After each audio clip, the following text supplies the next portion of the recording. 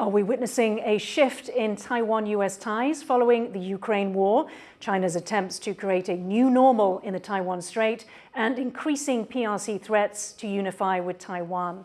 Hello and welcome to Taiwan Talks, covering the latest global news and analysis from a Taiwan perspective. I'm Yin Khvat. Joining me in the studio to discuss this are Raymond Sung, Professor of U.S.-Taiwan Relations at National Chengchi University, and Raymond Sung, Deputy CEO of think tank Taiwan New Constitution Foundation. And earlier I spoke to Stephen Ezell, Vice President of Global Innovation Policy at the Information Technology and Innovation Foundation, a Washington D.C. based science, technology and economic policy think tank. Now, analysts say that any attack on Taiwan by China couldn't be confined to the Taiwan Strait alone and would spill out into the wider region, bringing in Japan, possibly South Korea and the Philippines. Last month, U.S. Vice President Kamala Harris discussed a partnership for Taiwan security issues with Japanese Prime Minister Fumio Kishida. Harris was leading a delegation to attend former Japanese Prime Minister Shinzo Abe's state funeral. Days before her trip, Joe Biden told CBS's 60 Minutes that the U.S. would defend Taiwan in an unprecedented attack. While visiting personnel at the U.S.'s largest overseas naval installation, her aide said the U.S. would work with allies in the region on a unified response to the challenges posed by China. Harris said the U.S. would continue to deepen unofficial ties with Taiwan. We will continue to oppose any unilateral change to the status quo, and we will continue to support Taiwan's self-defense, consistent with our long-standing policy.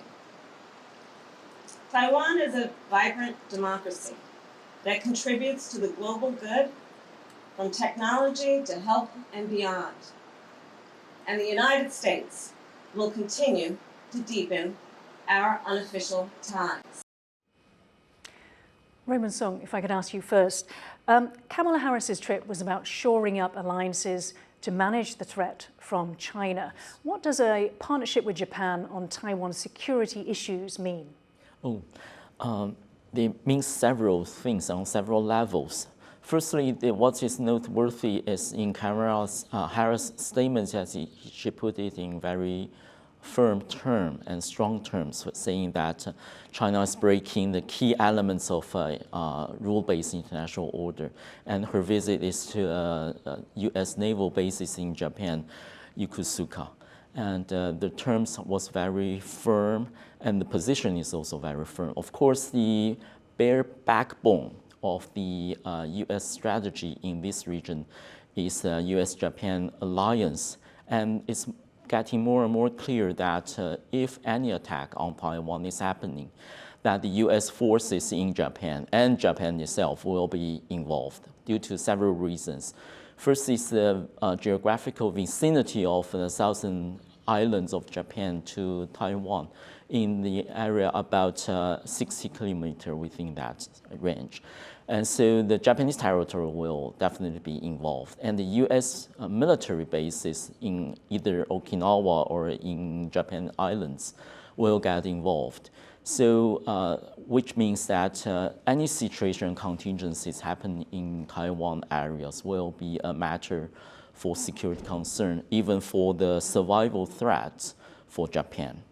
And it's also for a matter of concern for the U.S. Alliance and with Japan. So on that level, it's all the allies, including tripartite allies, U.S., Japan, and Taiwan, is all getting involved.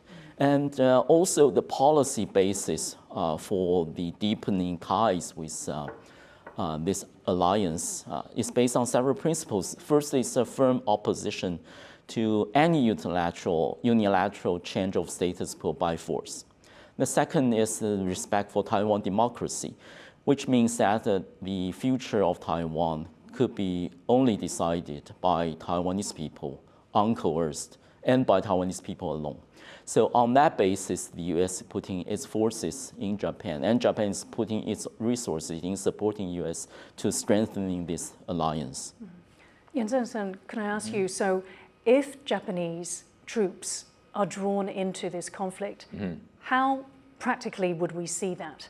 Are they fighting alongside American troops? Well, so far, I think if we look the example of Ukraine war, I have studied some of the international and Americans' domestic polling, and most of the people said, what do you think so far? You rated the most successful strategy in terms of the U.S. dealing with Ukraine. First one is always didn't go to war with another nuclear weapon possessing country, Russia. So I think by supplying Ukraine with all kinds of weapons and really intelligence and all very important surveillance information, those are going to happen if Taiwan is under threat. And I think United States also recognize, since we are an island, not like Ukraine, we will not be able to get weapons from England. So already right now, right, you look at the newly passed by the Senate Foreign Relations Committee, this Taiwan Policy Act. They provide 5 years, $65 billion of military aid, also including buying U.S. weapons. I think they realized, there was a talk. I think Raymond knew that a lot. People always mention about 2027. That might be the year China will attack Taiwan. And then you have this 5 years of supporting Taiwan. Almost like if China attacked Taiwan, we will not have opportunity to send in weapons. So why don't we do it now? Okay. So this means U.S. might not be interested in sending troops to Taiwan, but it all depends on what kind of development. If there's different kinds of development, there will be different kinds of scenario. First, Taiwan has to change our draft system, maybe 2 years of compulsory military service instead of less than a year, few months. Professor, could I draw you back to the question, and we can talk about this a little bit later. So you were saying that perhaps even the U.S. wouldn't send troops that's why to I said Taiwan. it depends on how we have done so far. We have to raise the issue that we care about our self-defense. Used to be America will accuse Taiwan not spending enough on defense, right? So right now we are raising that. But they also criticize us for our military service. So if we have done that, and then I think U.S. might be able to help us. So that's why I'm saying this is all depends. Second one is how will the U.S. defending the status quo? Because a lot of time, right, both sides say, you mentioned that, no unilateral change of status quo. So we asked the U.S., what is the status quo? Also defined by the U.S. So if they want to help us, they will say China violate the status quo. If they decide not to, they might not say China didn't violate the status quo. So it all depends on the U.S. But we have to do our parts in order to at least ensure the American president can convince its people that yes, we're going to help Taiwan. Otherwise, if we don't do it, I think there will be voices in America saying, hey, how come they want us to be there, but they don't even want to serve in the military themselves? So we have to be at least like, I don't think we have to reach the level of Israel, but we have to show commitment. So what do you think Kamala Harris's, the goal of Kamala Harris's trip in Asia is at the moment? If it's not to sort of come up like with the Taiwan security issues, partnership, shoring up alliances for Taiwan Strait contingency. What's behind? Well, I think both sides. First one is, of course, you said shoring up the allies, right? Including Japan, and trying to get involved also maybe Korea. So I guess I was asking you practically, how do they actually get involved? What does them getting involved in Taiwan Strait contingency mean? Oh, it means future exercise military will, maybe in the future we'll also get Taiwan doing some drills as well. That would be, but getting U.S. and Japan and Korea ready for attack of Taiwan Straits or military action in Taiwan Strait by China. That's why not just Korea, but also Philippines as well, right, the neighboring country. But the second one, I think Kamala Harris also mentioned, maintaining unofficial relation with Taiwan. You know, so it's make clear, it's like America is not encouraging Taiwan become independent. So we are not, you know, the guilty part if there's something happening. China accused U.S. Is on the back of, you know, promoting Taiwan independence. That's the accusation right now China is making. But she is giving some record to tell you no change. And then, you know, there is no official relation with Taiwan. Raymond Sung, Yen spoke about the status quo. Yes. Do you believe Taiwan and the U.S. have said that China has undermined the status quo since Nancy Pelosi's visit in terms of erasing or desensitizing the median line? What's your view? The status quo has some basic meaning, which meaning peaceful, not no situation of armed conflict, and freedom of access to the water and trade. So that's the so-called the de facto self-governance of the status of Taiwan. So those are basic elements of the status quo. It's definable. It's not totally without definition. And clearly, China is the party that is currently breaking the status quo, and it's for its own purpose for taking over Taiwan. And that's very clear. Quickly bring in Professor, and then come back to you. So Raymond Sung there has defined status quo in his view. Do you agree with that? Well, also from the Chinese, from the Beijing perspective, and I also talked to some other diplomats stationed in Taiwan.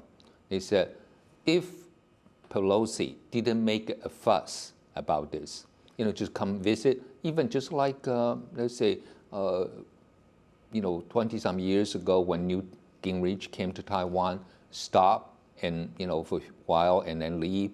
And if it's not publicized beforehand so much, creating this kind of, and it will be. I think it was leaked. Is it possible well, that it had actually been leaked? You know, leaked? it says a leak to the. It wasn't publicized by herself. But we don't know, We don't right? know. That's true. But in a way that China will feel that, you know, if you want to visit, fine. Even though I still think China will have problem with Pelosi because of her position, political, I mean, issue position. It's not her number 3 status, you know, position in the U.S. government, because number 3 doesn't mean anything to me. The most powerful person, president, vice president, secretary of state, secretary of defense, not her, because if you look at number 4, who is number 4? It's the Senate pro tem. Senate pro tem is the most senior member of the Senate, usually in their 80s and close to 90, right? And you would think, you know, I'll give you this one, Patrick Leahy of New Hampshire, of Vermont, who is going to retire after 48 years. That's 8 terms, right? But who knows him? So if he came to Taiwan, he said, I'm number 4. What, Taiwan make a fuss that he's, no, it's not real, right? So China should not protest. But because of the publicity that China felt they has to respond. Raymond Sung is shaking his head. Did China contribute to this publicity? It's hard to say, but I think it's too much to ask if everything in this region has to be done to the liking or disliking of the Beijing government, which is binding our hands too much. And all people know that it's a long-term goal to take over Taiwan. There's no question about it. China is putting to its defense budget at rapid speed to expand its military might, not only to take Taiwan, also to have a blue sea, blue water navy to compete with U.S. That's their long-term goal. There's no denying of it. So I think on that long-term perspective, Nancy Pelosi's visit is just an excuse for China to exercise its military drill. Also, the planning of the military drill is very sophisticated. It has been planning for a long time. But in a way, her coming to Taiwan give China a pretext, to try to exercising something before. It's not really, we don't know how China will be doing something around the Taiwanese island.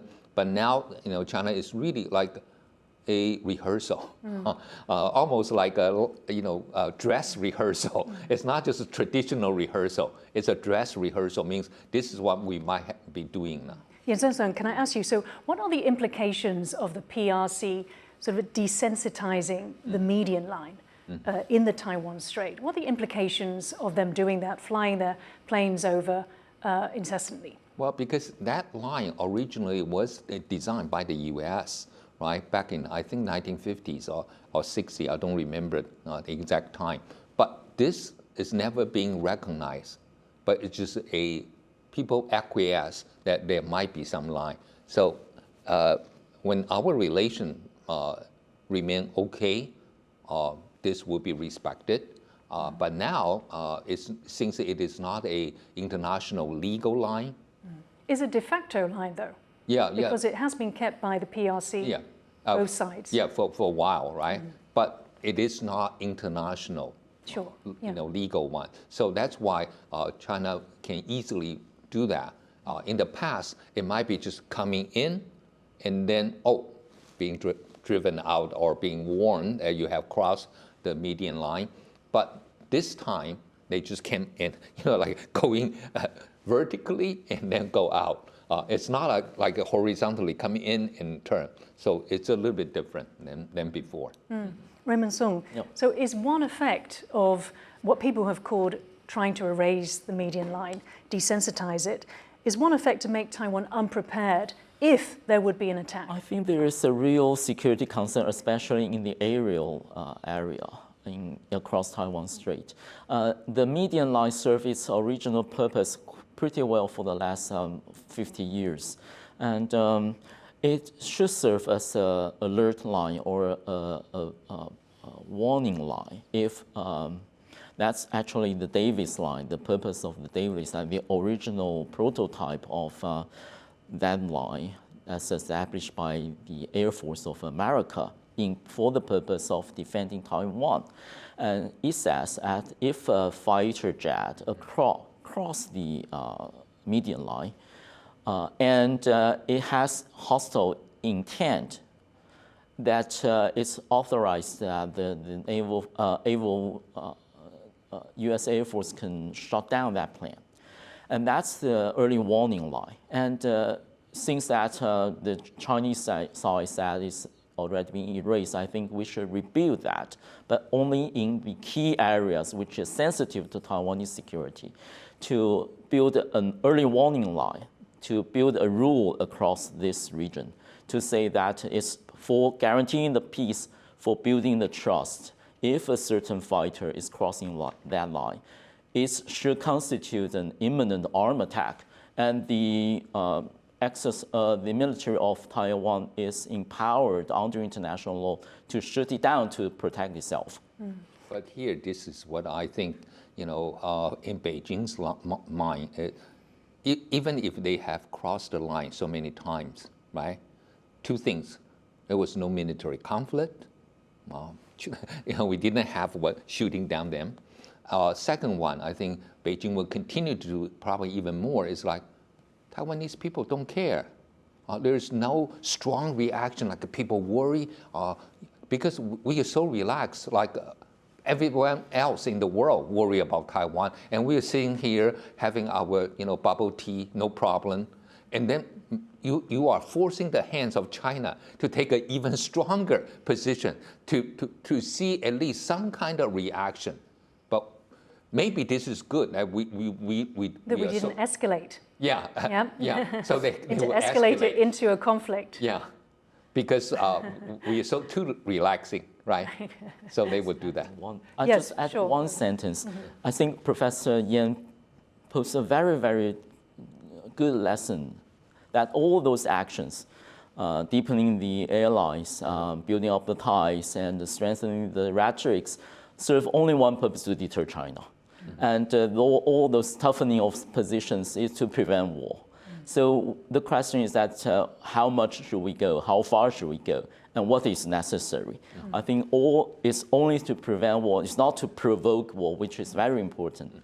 Professor, could we move to South Korea? So South Korean President Yoon Suk-yeol said in a CNN interview that his country was keen to work with the US to expand freedom, but that in a Taiwan conflict, North Korean aggressions must obviously be the focus for the South Korea-US alliance. What do you make of that comment? Well, I think you compare Kim Jong-un and Xi Jinping in the minds of Seoul, I think they will see, come on, Kim Jong-un is more radical. You never know what he's going to do. So you have to take that kind of threat into consideration, because a lot of times it's just something happen, Kim Jong-un will shoot something, right? Will fire something, missile, or having a nuclear test. So this is why I think in South Korea, again, Kim Jong-un will feel very frustrated, because in Seoul, the people just look like in Taipei, always relax and do not worry. And Seoul is so close to the what we are the demilitarized zone, right? Yet they felt the threat more directly than Taiwan. So I think the government at least needs to prepare for any kind of attack from North Korea. They have to concentrate that.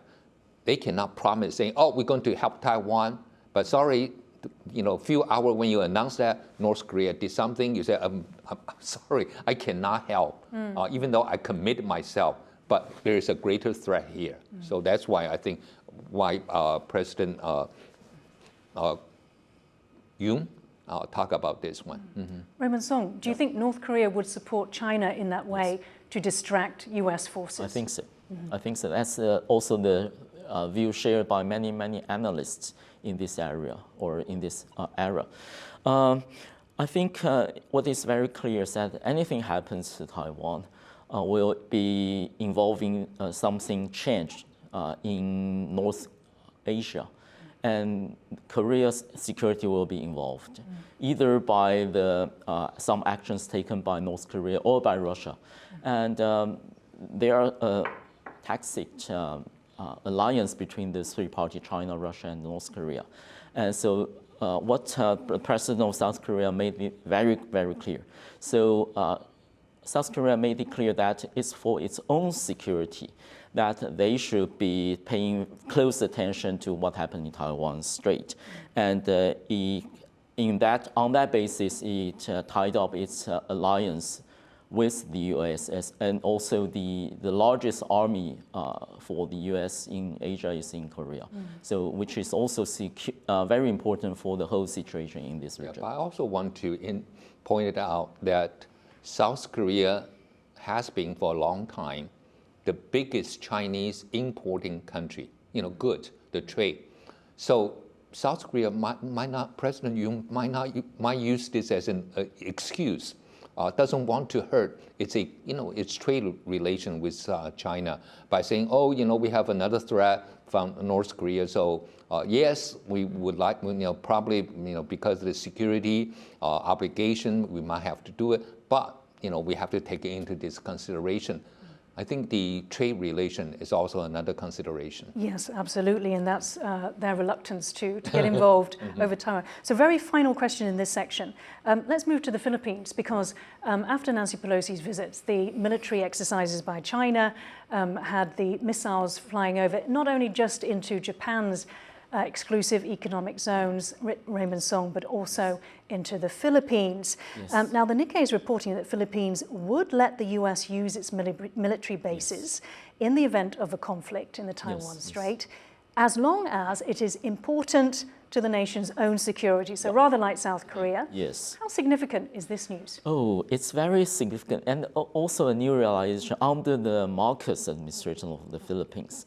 And first, also, it's the geographical vicinity. The northern islands of the Luzon is very close to also to not only to Taiwan, also to key naval choke point of Bashi Channel.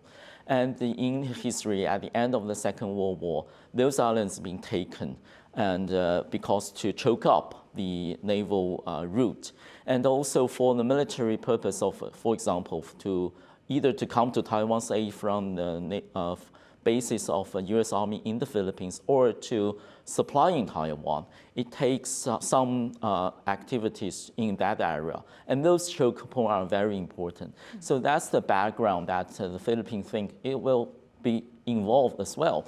And also in that area, Philippines is in disputes with Chinese, especially in the South China Sea, about Scarborough Islands, about the fisheries rights. Let me bring in yes. Professor Yin Khvat. So can we see this as another example of how China's military drills in August were actually a trigger for Taiwan's neighbors to seek to reinvigorate their alliances, their security alliances with the U.S.? I still remember the day Marco's father was ousted in the Philippines, how the U.S. stepped in, saying, you got to go, cut it clean. So I think he doesn't like America, but he's also a realist. So right now, people forgot about Philippines being a treaty ally of the U.S., even though for a period of time, the two bases, the air bases and the naval bases were shut down, but now they're being reopened. So it's almost like, yeah, you can use our bases because that's how, our treaty agreement before. You can use this to send troops, to do anything, but if there's something that is not in our interest, we are not going to join. I don't think the Philippines pledge any kind of military involvement here. So this is why, yeah, everyone will take into consideration, especially Japan is a different story. But if you look at even Vietnam or South Korea or Philippines, almost everywhere in the Southeast Asia, number one trading partner is China.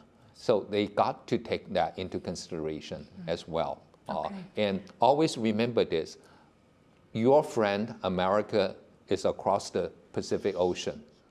Just like 2008, Georgia tried to defy Russia. And people say, United States support Russia, but support Georgia, but that's so far away. So eventually, Russia had its way. Okay, thank you. Now, former U.S. Secretary of State and 2024 presidential hopeful Mike Pompeo is considered a good friend of Taiwan. His pro-Taiwan measures and hawkish China policies led him to being sanctioned by the PRC on leaving office. As Taiwan Plus's Eric Gao reports, in September, Pompeo returned to Taiwan for a second time since leaving office. It's a statement likely to raise the ire of Beijing. But former U.S. Secretary of State Mike Pompeo has again reiterated his support for Taiwan's right to rule itself.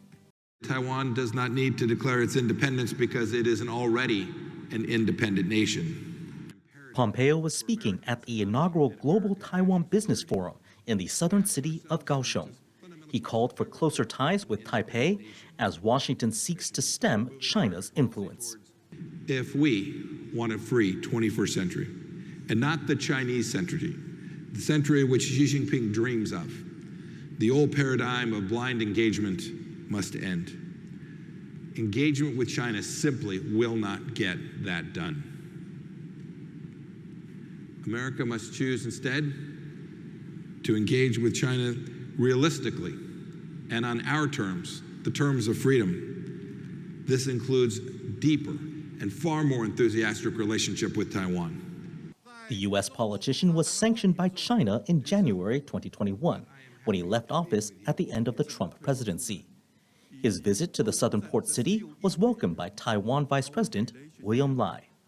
And I also would like to take this opportunity to thank you again for all you have done as a Secretary of State to enhance our relationship by facilitating arms sale to defense Taiwan and strengthening security commitment to Taiwan, lifting outdated restrictions on our official exchanges, and helping establish bilateral cooperative mechanism. For example, U.S.-Taiwan Economic Prosperity Dialogue.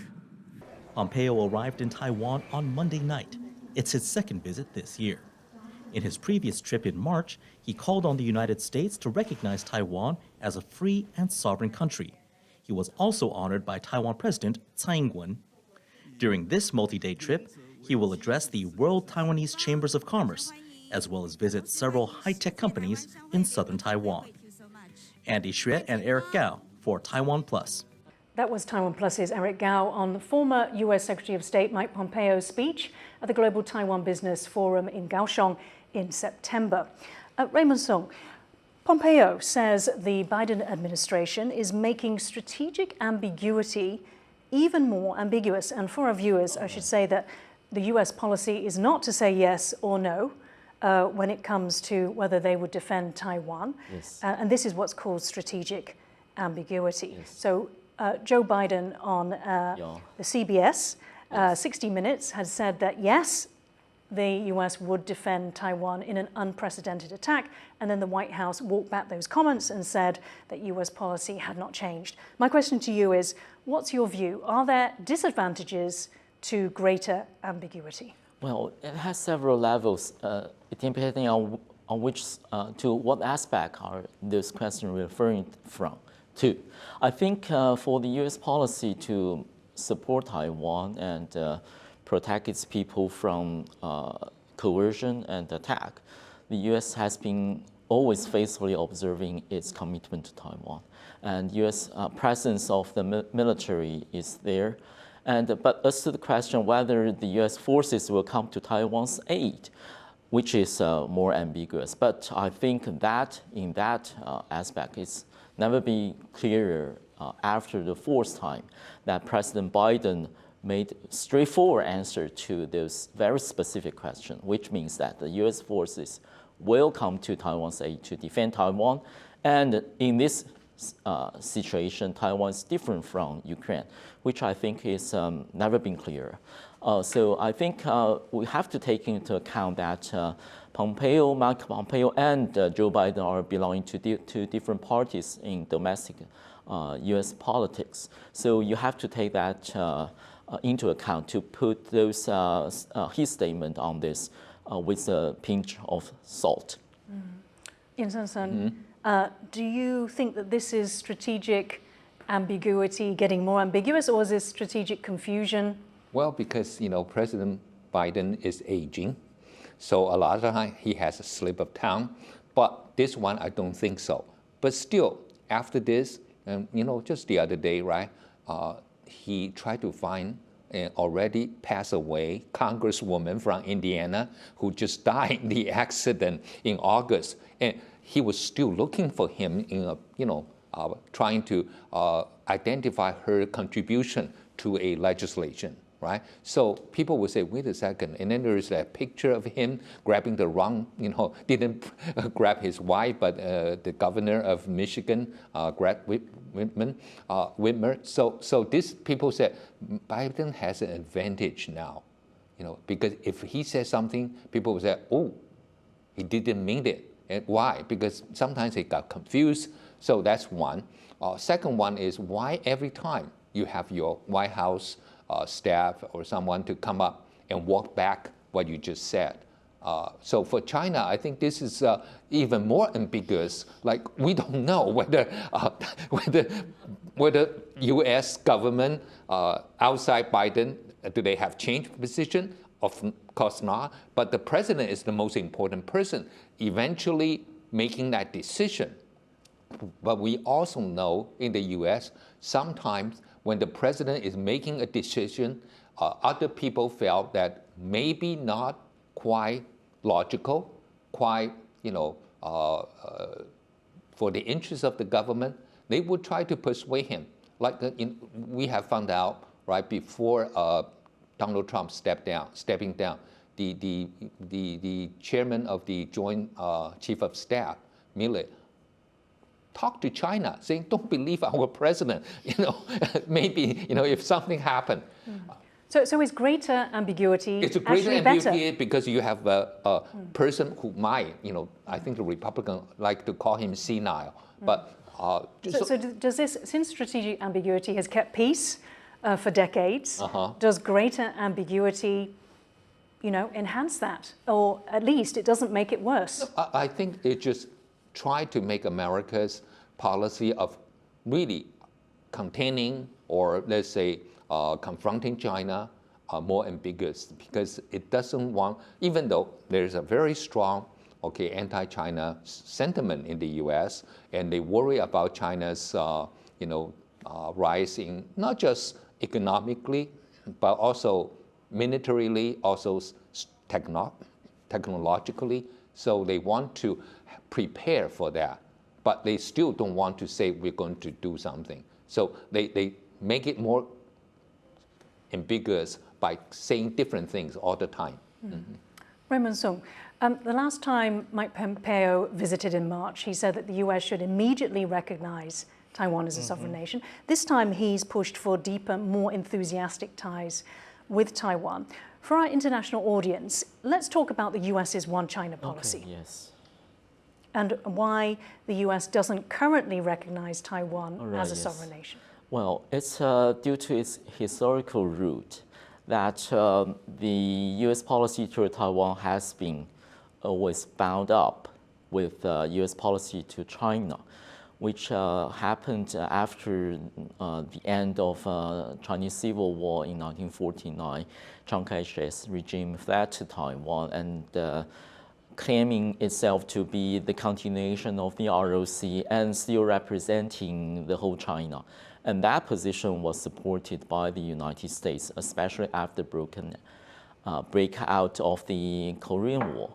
So that's the origin of this so-called One China policy. For the U.S., it's natural.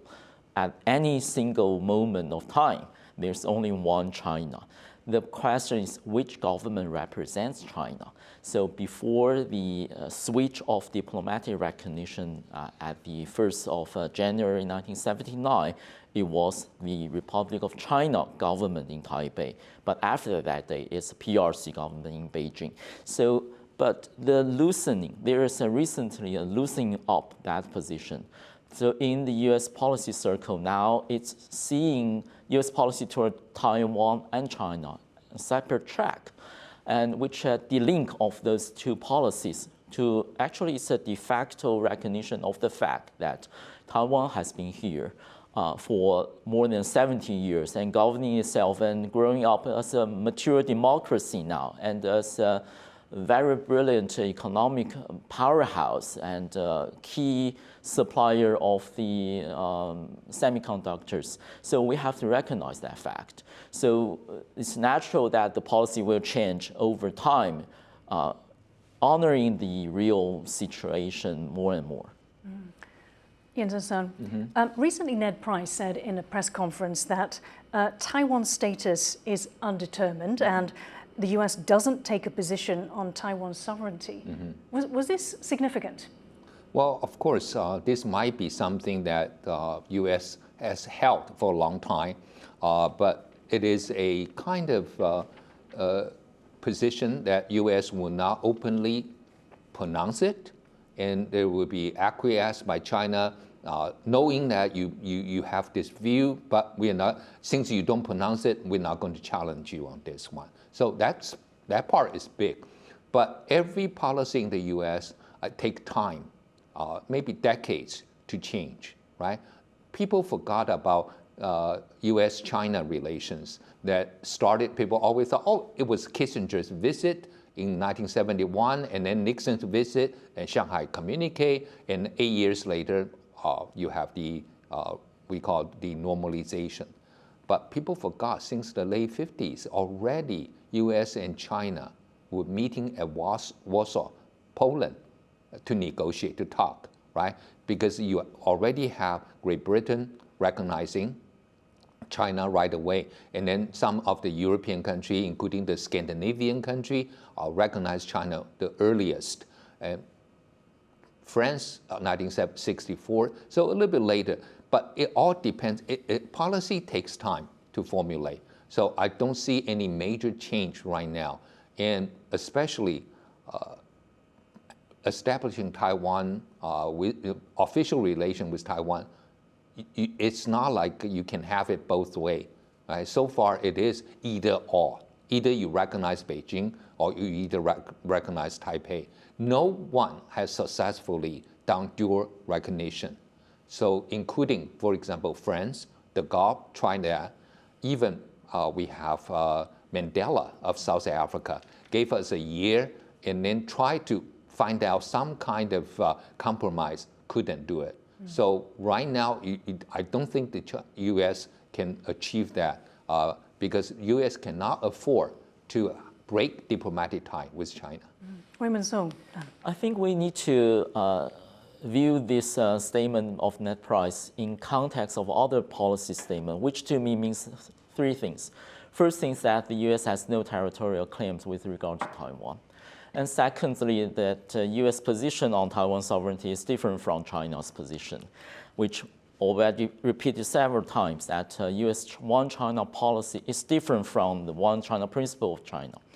The third one is that Taiwan is a self-governing island. It has its own independence in the sense that Taiwanese people can determine its own future. So for me, that the U.S. takes no position on Taiwan sovereignty means those three aspects. So now in August, the PRC's de facto blockade and military exercises around Taiwan forced the immediate cancellation of hundreds of international flights.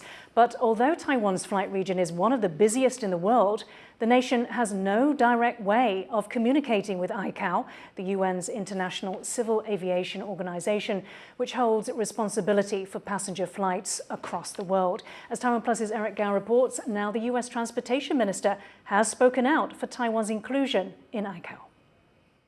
The International Civil Aviation Organization has started its tri-annual assembly meeting in Montreal, Canada, with Taiwan once again not invited. The country has not been able to participate in the World Flight Safety Body since 2013 due to pressure from China. But Taipei continues to send delegations to meet with allies and friendly nations on the sidelines of the event to push for the country's inclusion. They say recent events have given new urgency to this year's effort. This August, when China conducted military drills around Taiwan on short notice, we had to make emergency response and guide all aircraft in the Taipei FIR to avert danger. More than 72 million passengers passed through the Taipei Flight Information Region in 2019 before the COVID pandemic. With so much air traffic, Taiwan aviation officials say they have worked hard to promote flight safety. 目前松山机场它就是建制，就跟中科院合作，它建制一个非常完善的一个防治系统。各国对这样的一个防治技术不见得比我们要先进，这就是说我们希望能够叫来 ICAO，就是说其实我们能够对他们有一些贡献。 Ahead of the assembly's opening, several of Taiwan's diplomatic allies voiced support for its inclusion, including Paraguay and St. Lucia. At the meeting itself, U.S. Secretary of Transportation Pete Buttigieg said, quote, "We believe that all of international civil aviation's important stakeholders, particularly those who administer critical airspace like Taiwan, should have the opportunity to participate meaningfully in ICAO's work." This is the third consecutive time that Taiwan has sent a delegation to the ICAO sidelines. Very important, include Taiwan. While inclusion isn't possible this year, the country is hoping to show the world how important it is to the aviation community and to ensuring safe air travel for all. Alex Chen and Eric Gao for Taiwan Plus. That report by Taiwan Plus reporter Eric Gao. Raymond Sung, so can I ask you, should major players in the multilateral system, such as ICAO, be more concerned about the impact of China's aggressions on passengers and involve Taiwan? Yes, I think Taiwan's Transport Minister Wang mentioned the serious disruption to the civil aviation around Taiwan Strait due to the blockade or military drill in August, which reminded the international organization that this is an important issue, that this shouldn't happen. And mentioning also to the economic costs to the airlines in terms of changing routes. And I think to remind us the lessons we learned from Ukraine, that any breach of peace will get the international organization involved. For example, in the case of Ukraine, the food export and wheat export is seriously hampered. So we need to broker a deal between the warring parties to allow this food supply to get back to its track. So it's a similar situation. So it is good for Taiwan's minister to remind the international community that this is a problem to be faced up with. Yin Khvat, should there be crisis planning led by ICAO? Well, I think Taiwan need to join this one, especially after right now, every country is living up its quarantine restriction. You will see more travel than before, and again, also including there will be a lot of routes between Taipei, Taiwan, and mainland China. The one I care the most is for business only. If China Airline or EVA Airline, they want to fly to Europe, it will be much easier to cross the China space. We'll save about an hour and a half. Right now, our military, our airline, I'm not sure what's happening after the Russian-Ukraine war, but before we fly to Korea, through Korea, enter Russia's space, and then go to Europe. So that would save us. I mean, I'm just talking about business only. But then the military exercise part, the reality is you do have not just Taiwan Airlines, right? But you have Korean Airlines being forced to cancel or delay the flight because of the exercise. I think that should be some concern that need to work out, and Taiwan should be at least invited to the annual to the every 3 years meeting, but even more so that if we can be part of it, then it's not just good for Taiwan, but also good for the international community. Thank you. Meanwhile, following Joe Biden's interview on CBS's 60 Minutes, in which he said the U.S. would defend Taiwan in an unprecedented attack by China, U.S. Secretary of State Antony Blinken has also commented about an attack on Taiwan on the same show. Taiwan itself, were anything to happen, it is where virtually all the semiconductors are made. If that's disrupted, the effects that would have on the global economy could be devastating.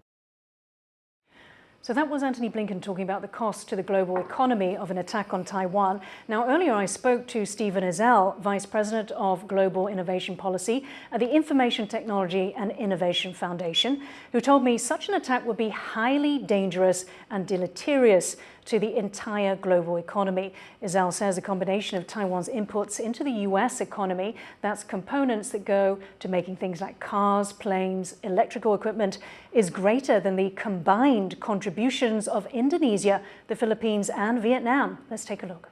It is semiconductors that are fundamentally driving the global digital economy.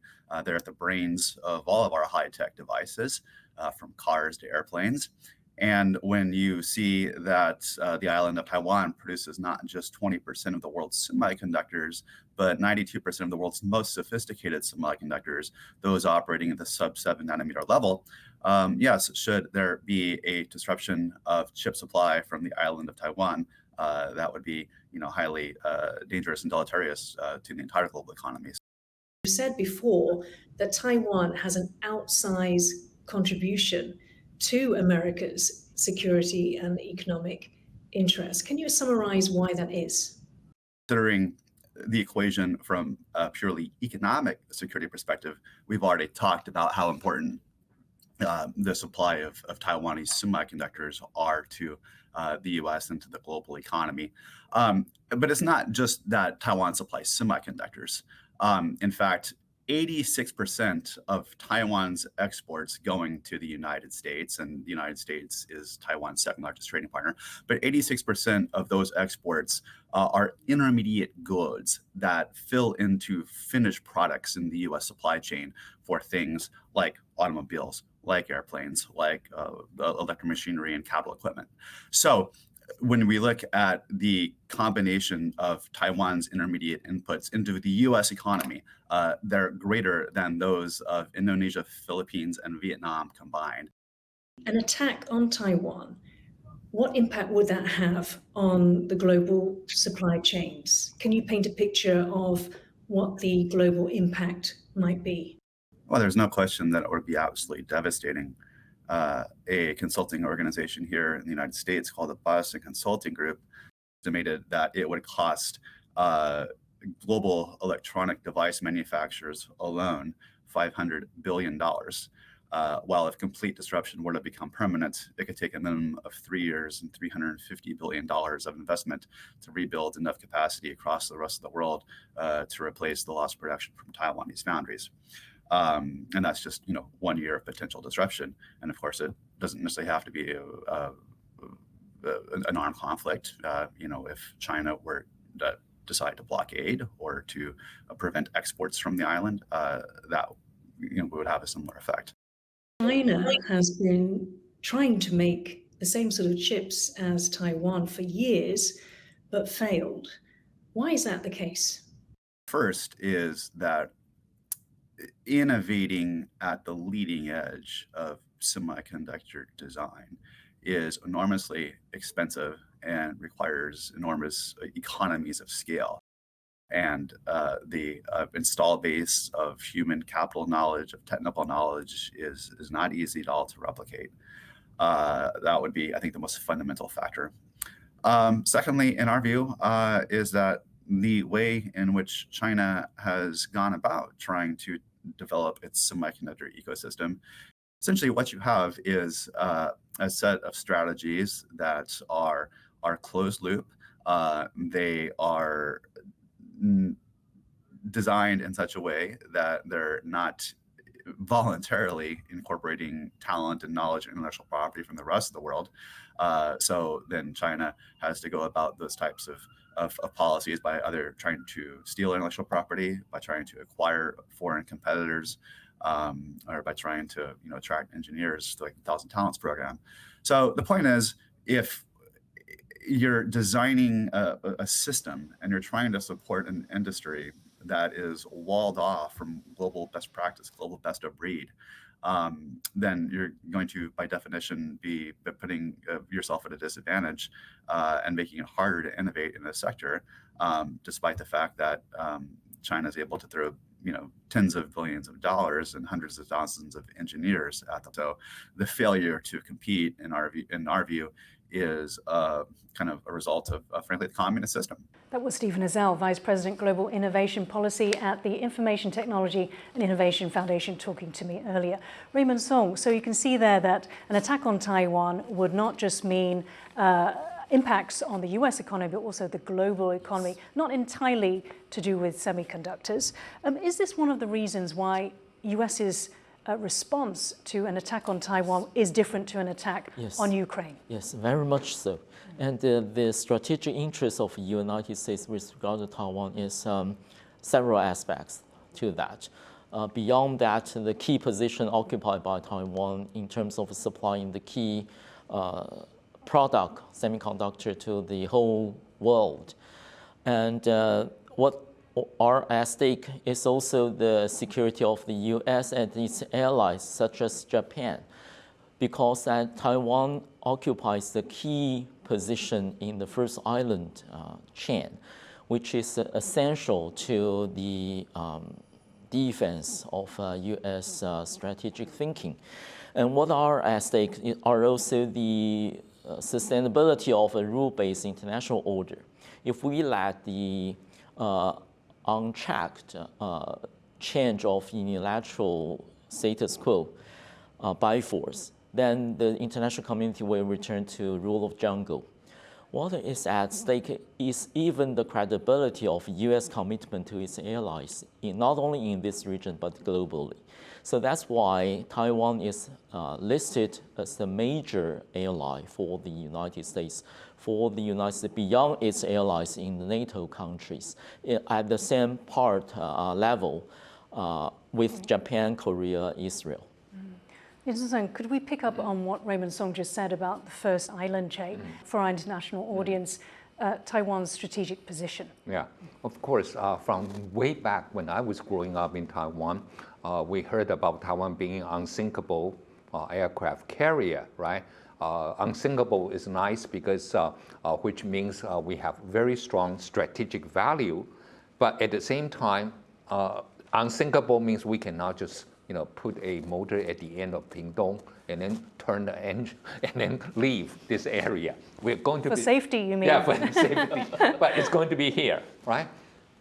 But United States, of course, worry about China. Before, they would say China is a status quo power, means it is only in the East Asian region. But once its navy become a blue water navy, I think U.S. felt that China has greater ambition than being a status quo power. So, of course, the U.S. would not like to see China taking over Taiwan and then start there, and enter the West Pacific easily. So that's our position. But at the same time, if U.S. continue to talk about semiconductor, it will expose itself as a little bit I would say hypocritical because of what? Ukraine also, right, supply the world with most important grain and other, sunflower seed, all these things. And there are Africans, Middle Easterners, suffer, dying. But United States has